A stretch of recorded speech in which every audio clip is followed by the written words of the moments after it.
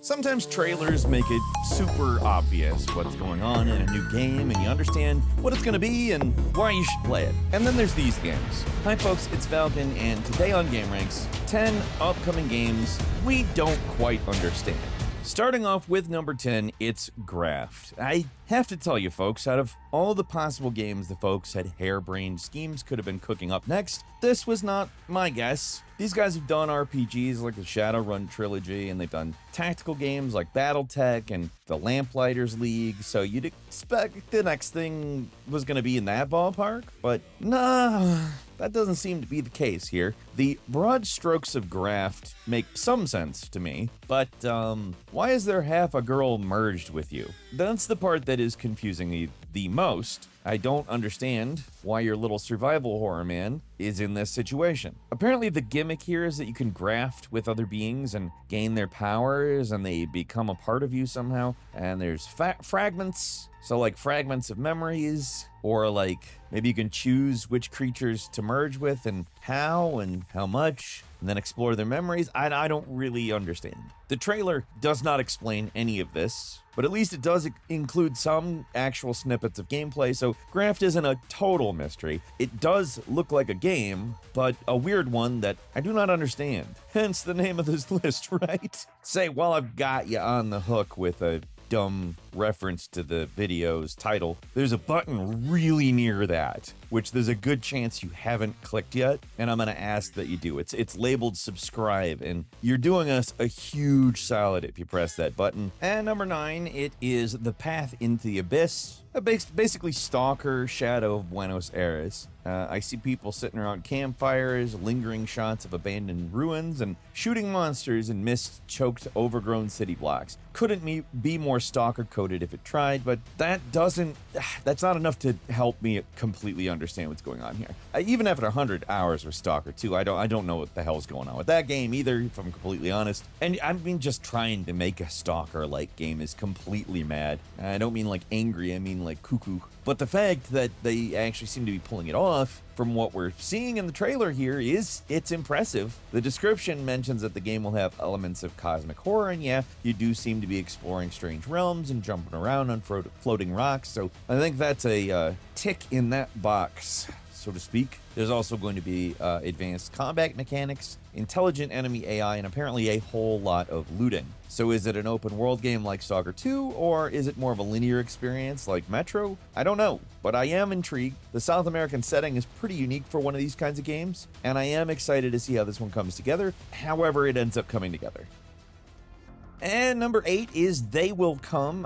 It's Little Nightmares, but much more steampunk. Also, there's a robot punching action, so yeah. Also a slingshot to ward off enemies, and everything's blowing up. Maybe you can tell, like, I can physically understand the nature of the events, but why? As the Ryan Reynolds gif says. So, thing is, when you hear a name like They Will Come, first you laugh, and because come, you know, but then you're probably assuming this is some kind of thrilling horror game, maybe a survival defense game or something, and come. But either way, you're probably not expecting crowmen and flying airships, an extremely tiny child just sneaking around really big environments. I know you can kind of get the idea of what the general gameplay is like. It seems like you're mostly sneaking around, avoiding enemies while exploring a big ship called the Endeavor, but they throw all these curveballs at you, like what appears to be a part where you're controlling a big robot, smashing everything in sight, or when you're using a slingshot on extremely tall-looking soldier guys. Maybe they're actually normal size and you're just really tiny. Something appears off with the scaling here, and it looks like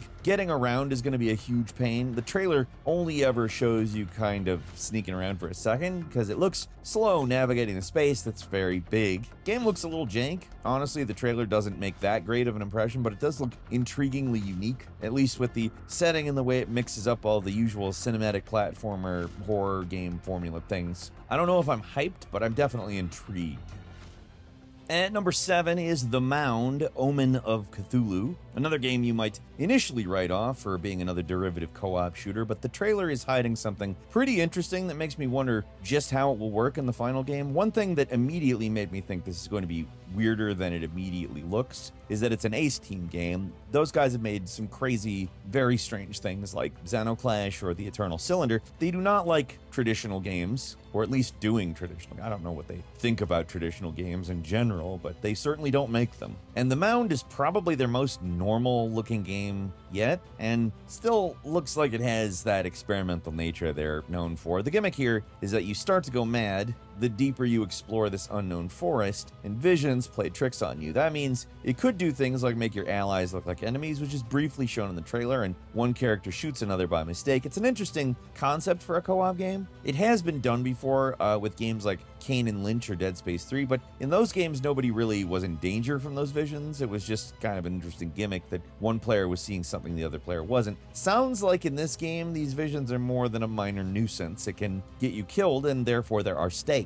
Or at least that's how it seems. The big question is really if it will matter all that much, but if these tricks are immediately identified by players and everyone knows to ignore them, well, there you go. Will they be random happenstances? How many different kinds of tricks are there? I could see it getting old after a while, like sort of a half-assed anomaly loop game. I mean, there's really good ones and there's not so good ones. And while this isn't that kind of game, I think the same kind of can it last principle is at play here. But then you have to acknowledge that this is either going to be something special or a would-be Left 4 Dead with a slightly annoying gimmick. We don't really completely get the game, so hopefully it trends towards the former rather than the latter. And number 6 is Showa American Story. We've been seeing this game for a few years now, and while it seems kind of eternally teased and finally dropping sometime this year, that doesn't mean we're closer to understanding what it actually is. Recent trailers have shown some gameplay, so it doesn't seem to be running on pure vibes anymore, but that doesn't mean it's not mostly vibes with a healthy dose of no more heroes, but with zombies. And then there's a road trip aspect to it also, I think. Possibly. I get the boss fights, and I get fighting hordes of zombies, but there's a lot going on here. Why do you have a drill hand here? How do these motorcycle sections fit in? And why does the game show you damage numbers when you hit something? Like, is it an RPG? Can you get loot that powers you up? Or, I mean, why would that be happening? Yes, there are games that do that aren't RPGs, but they almost always have some kind of RPG element. I don't know. The game looks completely insane in the best possible way. It looks a little ugly and awkward in some ways, but that actually adds to the game's weirdo PlayStation 2 energy. I don't fully get it, and to be frank, I don't really want to. I just hope it's good. And number 5 is Dandelion Void. The trailer for this one is peculiar as hell. What's the hook? And that's what I was thinking until I realized who was working on the game. It's being made by a team of prolific modders that have worked extensively on Project Zomboid, and that's when it hit me. This game is Project Zomboid in space with murder plants. It's the same sort of survive as long as you can until death inevitably takes you design principle, but that doesn't quite capture just how weird the game looks. The concept of murderous plants on a hostile abandoned spaceship, it's weird and honestly very cool. And the fact you have to clear out this plant growth in order to build a safe zone, I find that interesting. That's not the only environmental hazard you have to contend with either. It's a sprawling spaceship that's been neglected for centuries, so parts of it are exposed to the void of space. Life support systems are obviously going to sometimes go haywire, so things might get extremely cold out of nowhere. Everything wants to kill you, and it very well could kill you. It's Project Zomboid on steroids. In the infinite void. I don't know, I needed another oid. I don't know, it's one hell of a scary thought. Even knowing that, though, there's still so many questions I have about Dandelion Void, and I think but I like thriving on the mystery. I think it's going to be a game to watch out for this year, if it actually comes out this year. Other than, I mean, whenever it comes out, it's going to be something to look out for. Hopefully this year, because it's very cool looking, honestly. And number 4 is Supreme Experiment. Absolutely wild looking. Like Nier Automata had an unholy child with junk head. Trailer's just one bizarre visual after another. They never straight up say what the actual gameplay is. Like, if you watch it, you'd assume it's some kind of third-person ambient exploration game or something. But according to this game's Steam page, it's actually an FPS. There's like 1 or 2 moments that are first person in this trailer, but I guess there's going to be combat. The bizarre moment where you enter virtual reality is also apparently a key feature. They're calling it the fractured reality system, where you can scan these QR codes and enter into a mysterious interconnected realm with its own rules and secrets and stuff. I don't really fully get it. Other than a lot of spectacular locations and robot designs, they have not given us a lot to go on. I mean, most of the areas they're showing are so vast and open, there's no possible way you'll get to free roam them, right? right? I don't know what to expect, but it is one hell of a trailer. I have to give it that.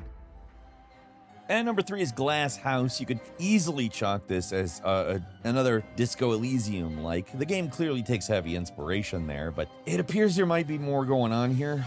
It is a social RPG set in a relatively small area, takes place in a fictional alternate city with some weird mental stuff going on, but then they throw in stuff that's actually different, like these turn-based combat encounters or possibly dialogue battles. I'm not completely sure. Not clear what's going on here, and in the description, the game is prominently described as being a turn-based CRPG, which implies there's a much greater focus on combat or whatever these segments are supposed to be, rather than just pure dialogue and mystery solving. There is a mystery, though. Someone was killed in your apartment block, and it's up to you to figure out what's going on, or maybe not.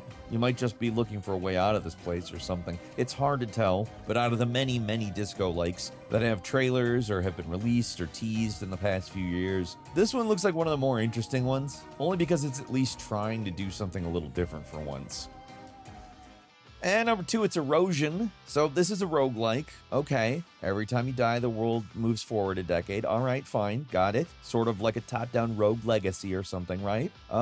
Sure. But also, it's an open world where you can explore, ride vehicles, gambles, get into trouble with the locals. On top of it, making it so choices you make will change the world when you die and go into the future. It's a mind-boggling concept that is very ambitious. I'd say impossible to pull off, but this game looks like it understands the assignment with pretty basic visuals that have a certain style to them, despite, yeah, the noodle arm pixel look isn't like the best possible look, but it's gotta look simplistic to pull off these weird and interesting ideas, and if that's the case, I'm okay with it. How much of this will actually play out is the big question, though. We know there's shooting and exploration and big bosses to fight, but how does that tie into an open world? Is there completely randomized everything, or is stuff mostly the same, or somewhat the same, or a little the same between? I don't know. How do you actually change the future? Are there quests, factions? What's the goal? What am I doing? I don't know. I do know you're trying to save your daughter, but like, that could mean anything. That could literally be Silent Hill. It could be Super Mario. I don't know. Trailer's sick as hell, though. It gives me hope the guys behind this thing know what they're doing, and they're going to have a satisfying answer for my questions when the game launches into early access sometime spring 2026. And finally, it's number 1, Ontos, the spiritual follow-up to Soma from Frictional Games. Looks even weirder than we could have guessed. The trailer seems to be showing basically nothing, but it could be more revealing than we first realized. Apparently Ontos isn't going to be a traditional horror game like the games in the studio's previous output. Apparently, there won't be any monsters, so you're not going to be sneaking around waiting for jump scares. Instead, it's leaning more into the psychological horror aspect by putting you into strange scenarios where you're forced to make uncomfortable decisions about how to progress. I'm not sure exactly what kind of game it will actually be. It's gonna be a puzzle game, maybe? Like previous Frictional games? Or maybe it's just a narrative. You get a choice once in a while. I don't really know, but like, it's interesting, and these guys know what they're doing. They make some pretty good stuff. That's all we got for you today. Leave us a comment. Let us know what you think. If you like this video, click like. If you're not subscribed, now's a great time to do so. We upload brand new videos every day of the week. Best way to see them first is, of course, a subscription. So click subscribe. Don't forget to enable notifications. And as always, we thank you very much for watching this video. I'm Falcon. Join the 1% Club. Listen to The Falcon Show every Saturday. We'll see you next time right here on gameranx.